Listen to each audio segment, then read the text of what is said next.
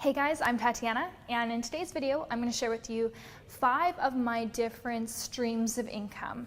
So this is income that is coming in each month, and it's providing a great deal of certainty and security for me because I think that, intrinsically we all realize that the more streams of income that we have, the better it is, because then we're not dependent on just one source of income. If you just have one source of income, if you just make money, from your job, for example, and then, you maybe get laid off or get fired, then all of a sudden that money's not coming in anymore and you can't pay your bills. And so it provides a lot of discomfort, a lot of uncertainty. Whereas if you have income coming in from other sources, then if that stream of income gets cut off or dried up, if you get fired from your job, then it's okay. You have some time to be able to find another job because you now have another income stream that's coming in. So I think the more the better, and so that's why I wanted to create this video for you, to just share with you some of the different income streams that I have, kind of get you thinking about maybe ways that you could create different income streams for yourself as well. So first and foremost, I want to point out that I don't have a 9-to-5 job right now, but that was my original income stream, like most of us. And even as I was building my Amazon business, I was building an e-commerce business, I kept my 9-to-5 job. I kept my day job because that money was essential. That provided a level of comfort where I could now be able to invest some money into this business that I was building. And so I think too often people quit their jobs when they decide that they want to become an entrepreneur. But I think it's important to realize the value in holding your job and the level of comfort that that can bring. So I would say first and foremost is your job. That's not that's not my stream of income right now, but that is the main one, and that's the main one I've had throughout the majority of time as I was building my business up. So the day job. Now the second stream of income for me was my e-commerce business. So launching my first product, already I was making a few $100s a month. I also did Kindle publishing before that. I was making about $500 a month with that, but I didn't continue doing that. So Kindle publishing was one of the first online businesses that I started, and I was making recurring revenue about $500 a month. And then I also launched an e-commerce product, a product on Amazon, and that was making me maybe $1,000 a month or something like that. Then I launched a second product, so that was a new stream of income, and then once again a third product, so that was a new stream of income. So with each product that I launched, I had a new stream of income, but we're just gonna label it as e-commerce. So my day job and my e-commerce business, those were streams of income, and my e-commerce business continues to be one of my main streams of income. Now, aside from that, I also started a YouTube channel. So YouTube ad revenue was a stream of income as well. Not much, my original YouTube channel for my brand does around like $500 a month, which at the time, like for me, that was like, oh, that's amazing. This pays like half my rent. But now, just like my hydro is $600 a month here, so things have changed.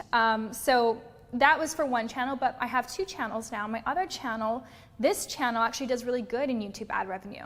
So I have another video, I'll link it down below, showing you guys the difference between the channels and why one channel does like $5,000 to $12,000 a month in YouTube ad revenue, and the other channel only does $500 a month, even though that channel has more subscribers. So I'll link that down below for you guys. So the next one was affiliate marketing.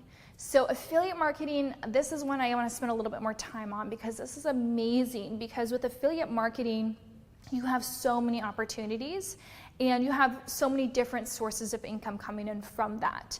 So I remember I first started off doing Amazon Associates.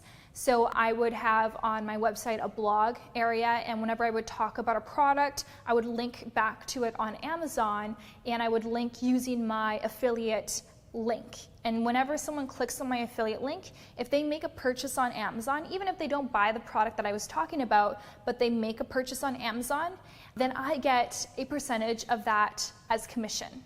So say they click on my link, and then within 30 days, because it keeps a 30-day cookie on this person, if within 30 days they buy like, I don't know, like a bike, or like say something like $500, I would make like 5 to 7% in commission.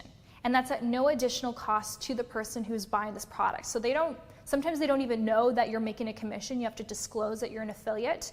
But I would disclose that I'm an affiliate, and people can click on the links and they either buy the product I'm recommending, or maybe they buy something else on Amazon, and I would get a commission for that. So that was really great. That was really cool, because all it was is just me recommending products that I'm using. You know, me creating YouTube videos, just sharing products that I'm using. So I would actually go and I would order products on Amazon, and I would just do YouTube videos and do like reviews from different sellers and say like this one versus this one. And people who were potential Amazon customers, they wanted to, you know, find out other people's opinion about the product before they buy it. They'd go to YouTube and search for it. They'd find my video, and then basically they would make their buying decision. They'd click on my link and I'd get the commission. So that's affiliate marketing.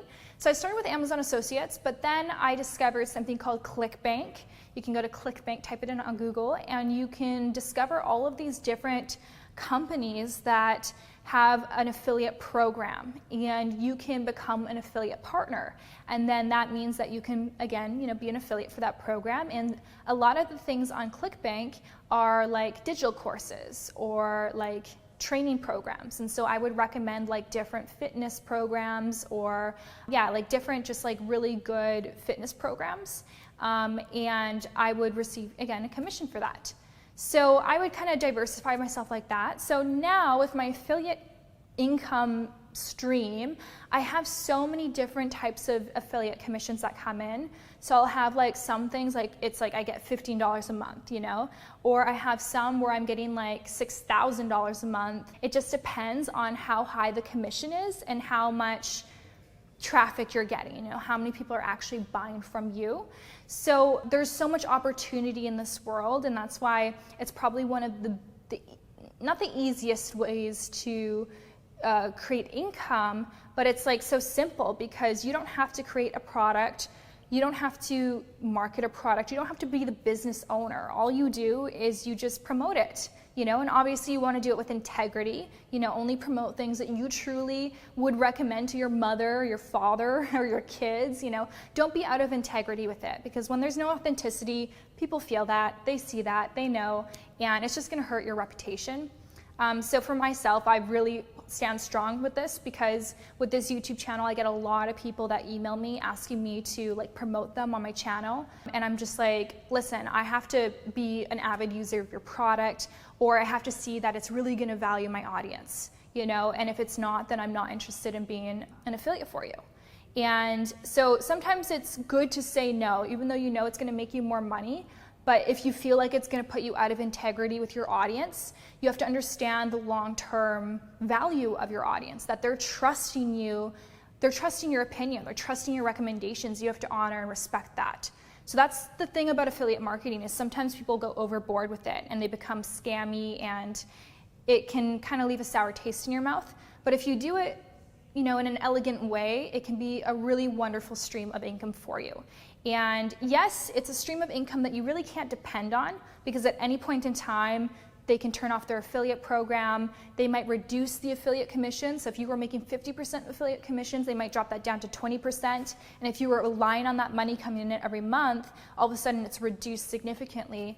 So there's a lot of uncertainty with it. But again, you can have so many different kinds of things that you're promoting, right? You can have like a bunch of digital products, you can have physical products, you can have courses, you can have like a bunch of different things. So it creates like a solid income stream.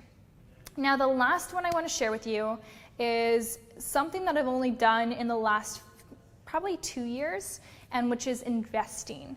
So investment income, and my investment income comes usually just from my dividend paying stocks. So I have an active investor, like a trading account, and through my trading account every month I'm going in and I'm trading, but I don't do day trading. I'm not like, I don't really know enough about that, and I don't want to get my hands dirty in that. For me, I just invest in companies that I use, in companies that I see like value in 10 years. For me, my investment mentality is long term. Like my entire portfolio, that's not anything that I'm going to pull out anytime soon. So I'm thinking of long term, like 30, 50 years.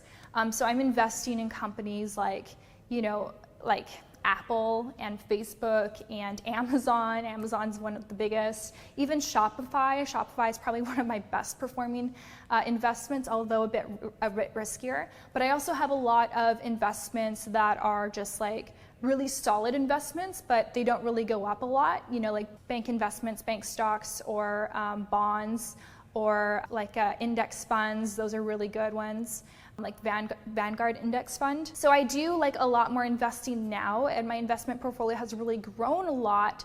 And it's only when you have like a significant amount of money inside your investment portfolio where you're starting to see the gains. And I receive a dividend each month from the investments that pay out a dividend, because not every investment pays out a dividend, only certain ones do. So I'm actually very conscious about seeking out the dividend paying investments. And so with that dividend, I could either take it out for myself and use it as income, but what I do is I set it up so that it automatically goes back into the investment. And so that is an income stream. Now, the good thing about the investments, being an investor and having a portfolio, is that you're putting this money in there and it's, you know, increasing in value. You know, again, I'm thinking long term. So my investment portfolio is growing and growing and growing. And yes, like right now we're at a low and I'm really down in my portfolio, but that's great. Like this is the time to buy. It's when the stocks are low, when the market is low, when everyone is like scared about, you know, the viruses and all these different things. That's when you can get a lot of these companies at a really cheap price. And so it's a great opportunity to buy more. So that's what I'm doing, and I'm just building up this portfolio that eventually, like, it's going to be paying me probably around like 5 to 10 grand a month, and truly passive income. So that's the beautiful thing about it, is that once you have a significant amount of money in your investment portfolio, especially those dividend paying ones, it can generate, you know, 5 to 10 grand a month in just purely passive income, which is amazing. And that's really what can help you achieve financial freedom long term, because it's just, you're just keeping that there and it's just continuing to grow. It like feeds itself. It's like a beast and it's really cool. So that is the biggest one. And I would emphasize, you know, make sure, guys, that with all of the streams of income that you have, that you're saving money. It's good to invest in your business, because the good thing about your business is, yes, it's paying you right now. You're getting a paycheck from it. However much you're deciding to pay yourself, that's fine. That's great. It's providing for you in today, in the moment. But the good thing is that once you're a business owner, when you're an entrepreneur, you own this asset. It is an asset. And so each day that you are growing this business, each day that your sales are increasing, things are going well, you are building an asset that one day you can choose to eventually sell, and it's going to be a great payday for you. It's also realizing like the long-term value of being an entrepreneur and also being an investor.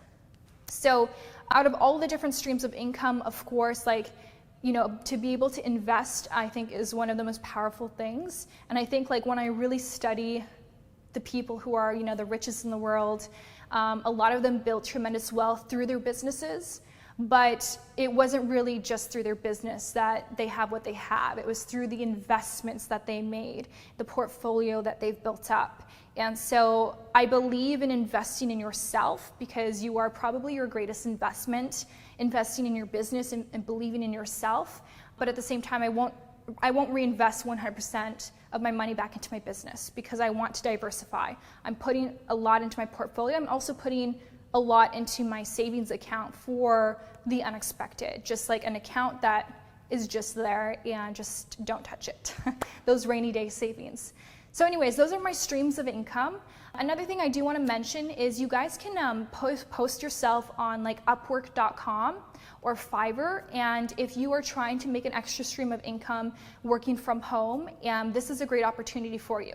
So if you have some sort of skill, like if you're good at writing, or if you're good at translating, you're good at web development, graphics design, tech, like all sorts of different things, you can actually create a profile for yourself, and you can set an hourly rate and post your resume, and then people can hire you for jobs. And don't be passive about it. Don't wait until someone goes out and asks you to apply for their job. You want to go out and actively apply for jobs on Upwork. That's a great way to create income, and you can still work from home doing it. So you don't have to be an entrepreneur and own your own business to start working from home and generating income. You can still do that by trading your time for money, yes, but it's a way to help you have another stream of income. So that's that. Hopefully that was helpful for you guys. There's so many different ways that you can create different streams of income, but these are the ones that I have used and that have worked for me. My favorite definitely is just like owning your own business, and I love the affiliate marketing, and I love just knowing, like having the security of building an investing profile and just having a portfolio like that. So hopefully this was helpful for you guys. I wish you the best. Take care.